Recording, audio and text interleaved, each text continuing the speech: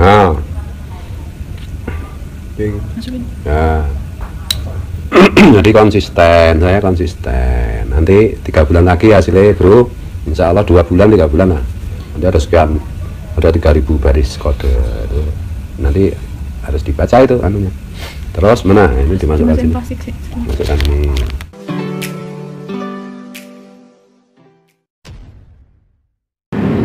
Assalamualaikum warahmatullahi wabarakatuh. Jumpa lagi dengan saya di channel Gagasan Progresif Dusun Bilang, sahabat sebangsa dan setanah di mana saja Anda berada. Kembali kita mengikuti update informasi terkait dengan hiruk pikuk masalah habaib, dan kali ini ada video daripada Gus Buat yang kali ini Gus Buat ya menginformasikan kepada publik di mana beliau melakukan pengambilan sampel ya tes DNA. Sebagaimana yang sering kita dengar-dengar sejak viralnya masalah habaib ini, memang ada permintaan dari sejumlah pihak ya agar para oknum-oknum hadis yang selalu teriak-teriak nasab Nabi mengaku cucu Nabi agar mau melakukan tes DNA. Tetapi sampai hari ini dari kalangan mereka itu belum mau, dan justru dari keturunan Wali Songo itu banyak melakukan pengambilan sampel. Dan kali ini ya Gus Buat ya orang yang memang kritis melihat di balik viralnya masalah habaib ini, dia pun melakukan pengambilan sampel tes DNA. Nah, tentu kita pengen tahu ya apa sih maksud tujuan dari pengambilan sampel ini dan seperti apa ya tujuan dari pengambilan sampel ini dalam rangka bagaimana supaya ini bisa memberikan jawaban atau setidaknya memberikan informasi agar hiruk pikuk masalah habaib ini setidaknya ini bisa selesai. Dalam artian harus ada muaranya gitu. Nah, apa yang dilakukan oleh Gus Buat ini dalam pengambilan sampel tes DNA, apakah juga ini akan menjadi motivasi bagi yang lain untuk melakukan hal yang sama? Ya tentu kita tidak tahu. Yang jelasnya kita berharap bahwa persoalan ini betul-betul bisa terselesaikan dengan baik. Tetapi setidaknya bahwa tes DNA yang dilakukan oleh Gus Buat ya, dan beberapa orang yang sudah melakukan hal ini itu menandakan bahwa Islam itu menghargai yang namanya ilmu pengetahuan, bahwa tes DNA itu adalah bagian dari capaian peradaban di bidang teknologi yang memang menjadi salah satu standar untuk mengetahui nasab gen seseorang. Dan ini yang dilakukan oleh Gus Buat. Nah, seperti apa uraian dari Gus Buat dari kegiatan itu? Ya ayo kita simak sama-sama. Nah, ini udah alat yang untuk tes DNA udah datang dari Amerika. Ya, tadi udah tak suruh buka anak saya yang kemarin keliling Eropa pakai bahasa Inggris. Nah, ini isinya kayak gini, tadi udah dibuka, udah sedikit udah dipelajari. Nah, ini yang ngaku-ngaku keturunan Nabi silakan tes DNA. Saya yang nggak ngaku-ngaku aja saya berani kok. Oh, ini anak saya nggak mau in frame ya, karena terlalu cantik, lebih cantik dari anaknya Yek Zulfikar. Nah, ini yang viral kan putrinya Yek Zulfikar. Nah, saya lebih cantik lagi loh ya. Tapi pemalu. Nah, ini tadi petunjuknya ini sudah dipelajari.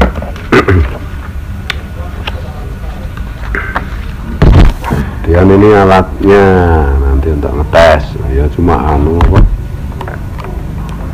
kayak katen buat ya. Sini nanti masukkan sini ya hasilnya ya, ada ya. Terus syaratnya tadi suruh puasa 1 jam, nggak boleh makan, nggak boleh ngerokok, nggak boleh minum. Family tree DNA. Ini anak saya yang tak jadikan juru rawat biar pintar merawat apapun. Masih mahasiswa di psikologi UGM, kemarin tak suruh keliling Eropa. Ini enggak sebelah salah satu pipi belum masukin kayak pipi di dalam bagian dalam ini di dalam di tengah di tengah. masukin terus ini masukin ke pipi, ditempelin aja terus dibuka, diputar 45 detik. Oh wes. Wah wes. Anak saya itu mahasiswa psikologi mah kok dokter nih. Nah ini kan masukkan. Ini mengandung DNA siapakah? Apakah DNA Rasulullah? Apakah DNA Yahudi? Apa DNA Sutonoyo? Kita tidak tahu. Nanti 3 bulan lagi ini dikirim ke Amerika. Yang satu mana? Gimana sing kene ya? Kanan. Berarti sekarang yang kiri. Tinggi ya, Mas Andi.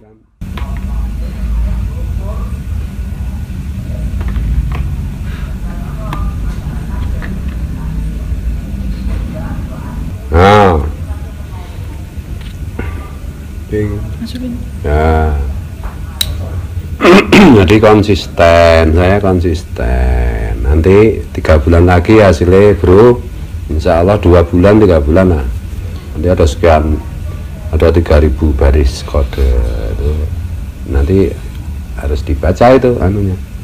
Terus mana? Ini dimasukkan sini. Plastik sih. Masukkan ini.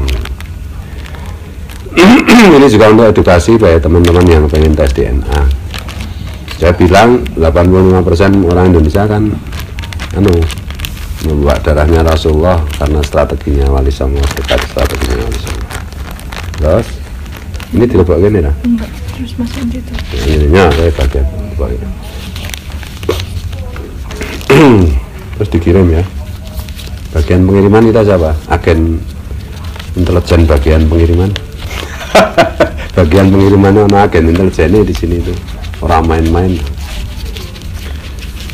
Ya saya itu sekarang kalau keluar kota itu dipesan sama Pak Kadensus harus menghubungi Densus 88 karena harus dikawal saya. Berarti kan saya orang penting gitu.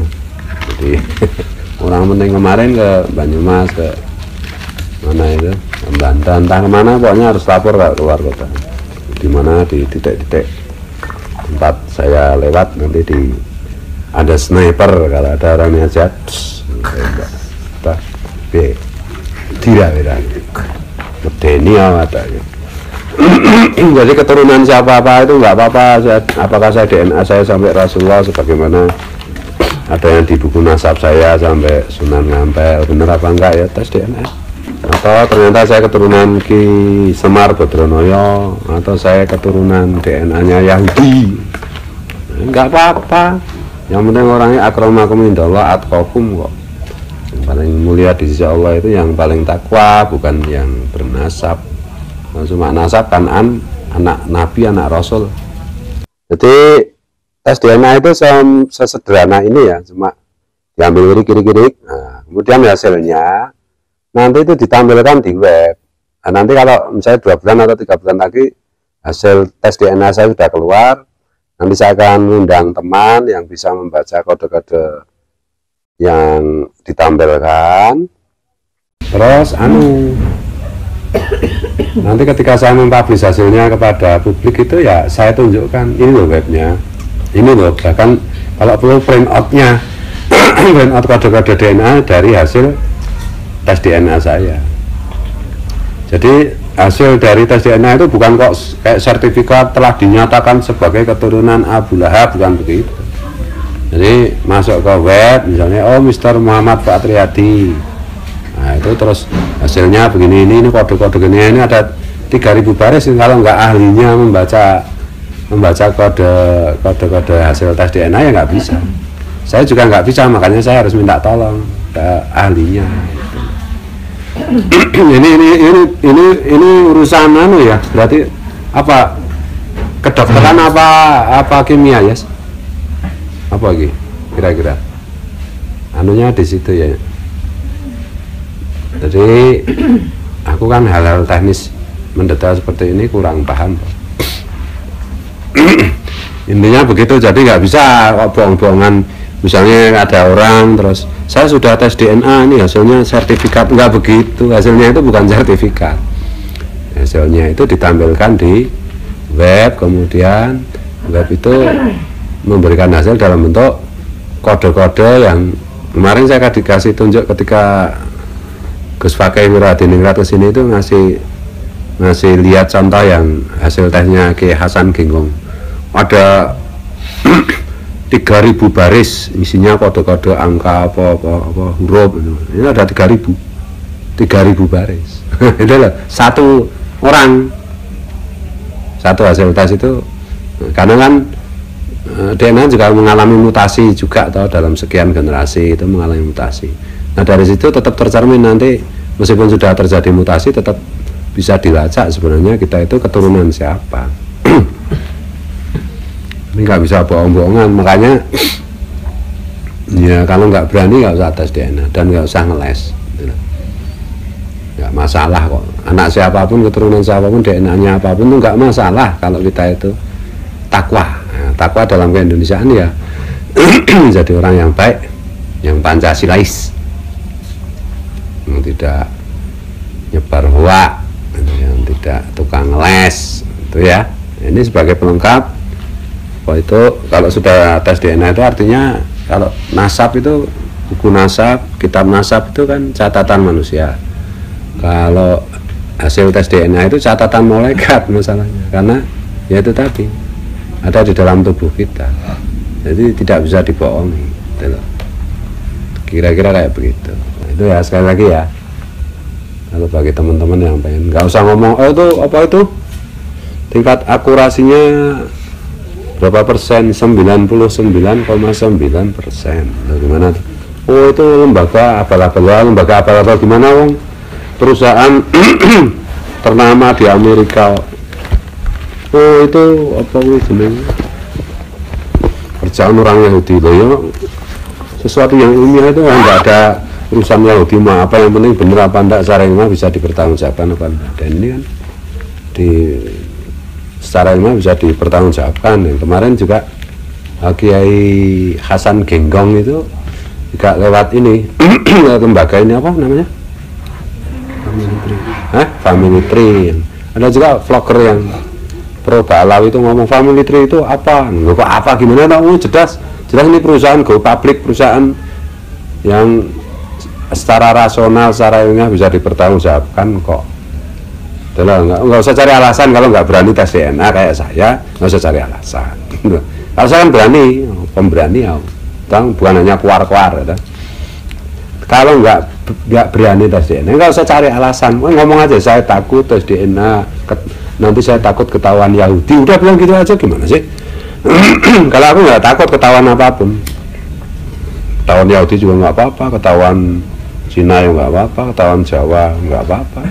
Ketahuan bahwa aku ternyata Dzurriyyah Rasul juga nggak apa-apa, santai aja, nggak terus gaya biasa.